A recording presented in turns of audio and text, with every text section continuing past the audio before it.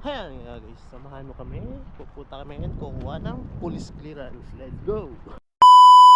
For today's video guys, ayan, kukuha tayo ng police clearance personal na yan. Sa hindi alam yung location, tsaka yung online process, pwede kayo pumunta personal. At dito malalaman nyo personal yung location. Sa next upload natin, gagawin ako ng video tutorial para sa online PCC. Ayan. Ngayon, so punta tayo ng mga station tram natin dyan. Tapos sakay lang tayo ng chinomerich na tram, kahit anong chinomerich number. Tapos baba tayo ng SBT2 station.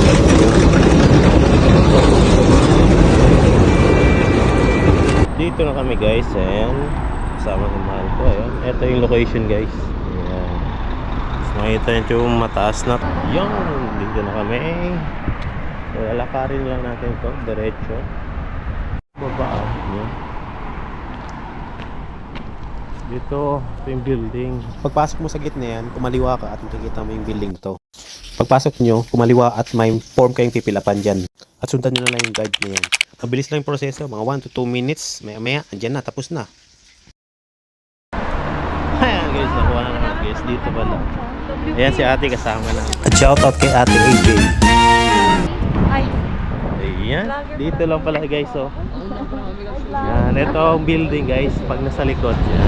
Ano gawin? Pagbaba nyo dito, ayan, nasa harap nyo lang yung building. Itong building na to. Ayan. Mula dito sa tram station, pagbaba. Ayan.